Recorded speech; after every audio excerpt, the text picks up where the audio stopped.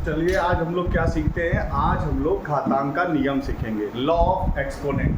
पहले तो जान लीजिए कि घात होता क्या है, घातांक होता क्या है। ठीक है, तो चलते हैं हम लोग एक एग्जांपल लेके चलते हैं। जैसे मान लो अगर कोई संख्या a है, अगर कोई संख्या a है, अब a की जगह पर कोई भी संख्या हो सकती है, 1 2 3 4 5 6 कुछ भी हो सकता है। ठीक है, अगर कोई संख्या a है और उसके ऊपर कुछ इस तरीके से n लिखा हुआ है, ठीक है, कोई संख्या उसके ऊपर n लिखी गई है, तो ये पूरा जो है घातांक होता है। ठीक है, इसमें नीचे वाली जो संख्या होती है उसको हम लोग कहते हैं बेस,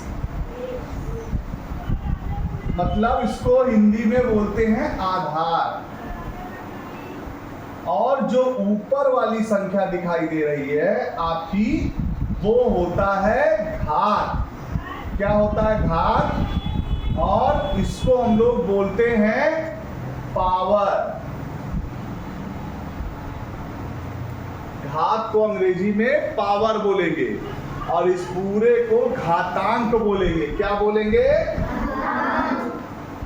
समझ में आ रहा है? घातांक बोलेंगे। तो a और उसके ऊपर अगर इस तरीके से कोई संख्या n लिखा हुआ है, कोई संख्या n लिखा हुआ है, तो उसको मतलब हम लोग कहते हैं घातांक। और इसमें a को बेस और ऊपर वाले को घात कहते हैं, ऊपर वाले को पावर कहते हैं। ऊपर वाली जो संख्या होती है उसको पावर, ऐसे पढ़ेंगे इसको, a की घात n, a की घात n। अगर इंग्लिश में पढ़ना है तो a to the power n, a के ऊपर घात n है। अब इसका मतलब क्या होता है? अब जब इसको हम पूरा बड़े रूप में लिखते हैं तो इसका मतलब ये होता है, अगर उसके ऊपर n है, n का कोई भी मान है, जैसे 1 2 3 4 5 6 7 8 कुछ भी है, नीचे वाली संख्या उतनी बार उसको लिखा जाएगा, नीचे वाली संख्या को उतनी बार लिखा जाएगा। जैसे अगर लिखा है, एक उदाहरण के तौर पर अगर हम लोग देखा जाए, अगर एक उदाहरण लिया जाए तो हम देखेंगे ये कि अगर मान लो कोई संख्या a की जगह पर 2 है और उसके ऊपर कोई घात 4 लगी हुई है, मतलब a की पावर 4 है, तो ये जो 2 है, 2 को हम लोग क्या करेंगे? 4 बार गुणा करेंगे। मतलब 2, यहाँ पर अगर आप ध्यान से देखेंगे तो ये हो जाएगा आपका,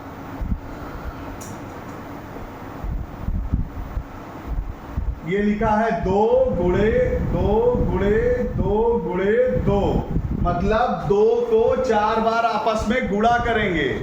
इसका मतलब 2 के ऊपर जितनी घात लगी होगी उसको उतनी बार गुणा करेंगे और उसके बाद गुणा करने के बाद उसका उत्तर लिखेंगे। जैसे 2 दूनी 4 दूनी 8 दूनी 16, तो ये हो गया 16, इसका आंसर हो गया। मतलब अगर हमको किसी घात को इस तरीके से लिखना है तो हम क्या करेंगे? 2 की घात पे जो भी ऊपर लगा होगा पावर, उसको पावर बोलते हैं। मतलब मेरे पास 4 बार की पावर है तो 4 गुना हो जाएगी, 4 बार हम अपने आप को मल्टीप्लाई करेंगे।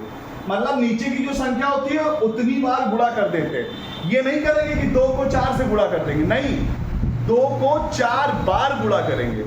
मतलब 2 का गुणा 2 से हुआ 4, फिर 4 का गुणा 2 से हुआ 8, फिर 8 का गुणा 2 से हुआ 16, तो जाके ये क्या हो जाएगा? उत्तर हमारा 16। इस तरीके से उत्तर आएगा। ठीक है, आते हैं। अब ये तो था हमारा ये चीज। अब हम लोग क्या पढ़ रहे थे? घातांक का नियम। क्या पढ़ रहे थे? Law of exponent.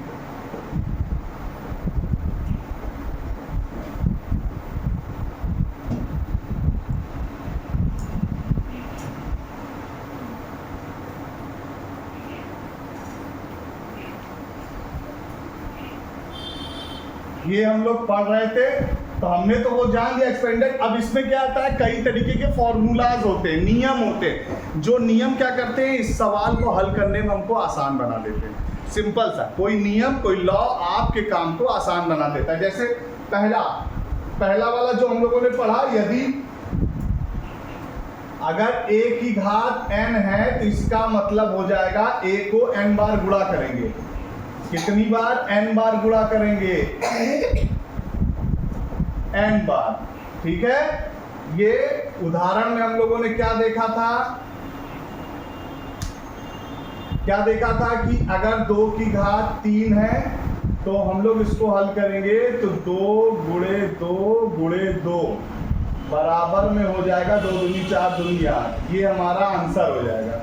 ठीक है, अगर इसी तरीके का दूसरा नियम अगर हम लोग लॉ का पढ़ते हैं, दूसरा नियम, एक ऐसा नियम, अगर किसी संख्या के घात 0 लगा दी जाए, ऊपर क्या हो जाए? 0। जैसे देखो ये अगर a है, इसके ऊपर अगर 0 लग जाए, मतलब a में कोई भी संख्या हो, 1000 हो, 2000, 4000, 5000, 6000, कुछ भी हो, और उसके ऊपर घात को 0 लगा दिया जाए तो सब का मान मिला के 1 हो जाता है। मतलब इसका जो नियम बना 1 हो जाएगा। जैसे अगर एग्जाम्पल देखा जाए तो अगर एग्जाम्पल देखो, अगर मान लो यहाँ लिखा है 15 की घात 0 लगा दिया जाए तो इस 15 की घात 0 का मतलब 1 हो जाएगा। ये पूरा खत्म होके 1 हो जाएगा। समझ में आया? ये पूरा खत्म होके 1 हो जाएगा। मतलब ये 2 नियम हो गए। अब अगर हमको और कुछ नियम करना है, जैसे और एग्जांपल हम लोग देखते हैं।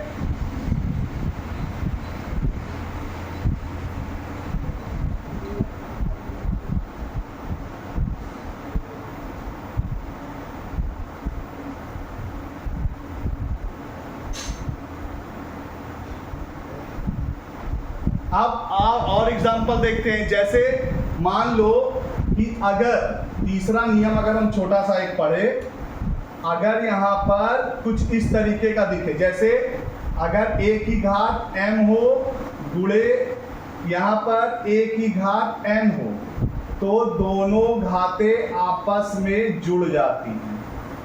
मतलब अगर कोई संख्या दिखे आपको जिसका आधार समान हो, मैंने बताया था नीचे वाले को क्या बोलते हैं? आधार। अभी कुछ देर पहले चित्र में मैंने बताया था, नीचे वाले को आधार, ऊपर वाले को घात बोलते हैं, मतलब पावर बोलते हैं। नीचे वाले को बेस, ऊपर वाले को पावर बोलते हैं। तो अगर सबका बेस बराबर हो, देखो इन दोनों में बेस बराबर है, a ये भी है, a ये भी है, ऊपर वाला बदला हुआ है तो, और गुणे का केस है, मतलब हमको गुणा करना, मल्टीप्लाई करना है।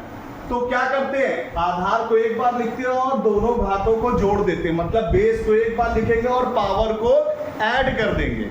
मतलब अगर एग्जांपल अगर हम लोग देखा जाए, एक एग्जांपल के थ्रू देखते हैं तब समझ में आएगा।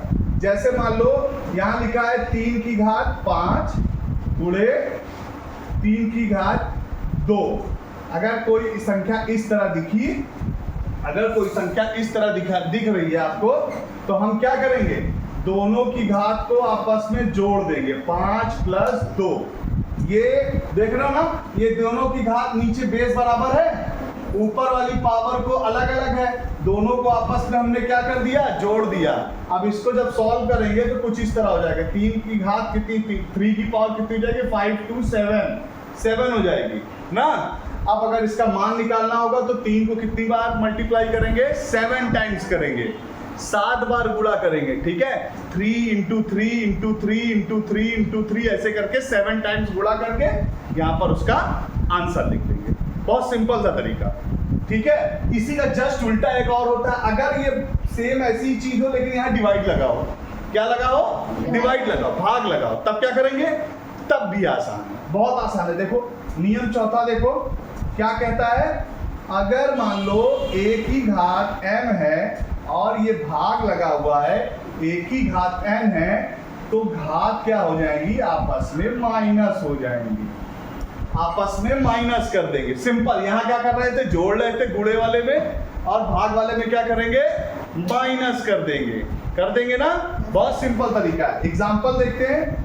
एग्जाम्पल के थ्रू समझने का जो भी तरीका होता है वो बहुत आसान होता है। जब उदाहरण से हम लोग समझते हैं तो वो आसानी से समझ में आ जाता है, बहुत आसानी से समझ में आता है। तो हम क्या करेंगे यहाँ पर? आप क्या करेंगे? हमने बताया ना, मान लो अगर कोई क्वेश्चन ऐसे दिया है, 2 की घात 5 भागे 2 की घात 3, ऐसा कोई एग्जाम्पल दिया है, तो हमने बताया जब इस तरीके का कोई एग्जाम्पल हो जिसमें आधार समान हो और भाग का केस हो, तो घात क्या हो जाएगी, आपस में घट जाएगी। ये देखो घटी है ना, तो 2 को एक बार लिखेंगे, ऊपर 5 में से 3 को माइनस कर देंगे और कितना आ जाएगा, 5 में से 3 माइनस होगा तो 2 की घात 2।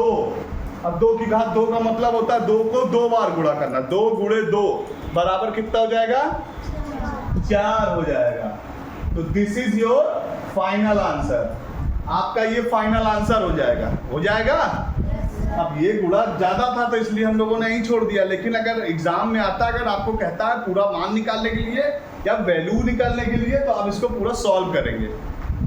ठीक है, आपको समझ में आया। तो घातांक के जो नियम है, ऐसे बहुत से इसके नियम है, 12-13 ठो नियम है इसमें, तो हम बहुत से नियम को सीखेंगे।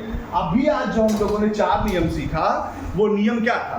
पहला नियम ये था, यदि किसी संख्या के ऊपर n लगा हो या कोई घात लगी हो, जैसे a की पावर 4 लिखा हुआ है, तो a को 4 बार गुणा करेंगे तो उत्तर आ जाएगा, पहला नियम। दूसरा नियम मैंने बताया, यदि किसी भी संख्या, कोई भी संख्या हो, कितनी भी बड़ी संख्या हो, उसके ऊपर घात अगर 0 है, पावर 0 है, मतलब अगर 10 की पावर 0, 5 की पावर 0, 10,000 की पावर 0 अगर इस तरीके से दिया है, तो सबको मिला के 1 हो जाता है। क्या हो जाता है, 1 हो जाता है। थर्ड मैंने बताया, यदि किसी संख्या में, किसी नंबर में अगर 2 नंबर्स दिए हुए हैं, उनका बेस इक्वल है, उनका बेस इक्वल है और पावर अलग अलग है। बेस इक्वल, पावर अलग अलग, मतलब आधार बराबर है और पावर अलग अलग है, घात अलग अलग है। और किसका केस है, गुणे का केस है, मतलब मल्टीप्लाई का केस कर रहे हैं, मल्टीप्लाई कर रहे हैं, तो घातें आपस में जुड़ जाती हैं। जैसे एक एग्जांपल हमने बताया, ये अगर 3 की पावर 5 है, 3 की पावर 2 है, तो दोनों को एक बार लिखेंगे बेस को और पावर को आपस में जोड़ देंगे और 3 की पावर 7 हो गया।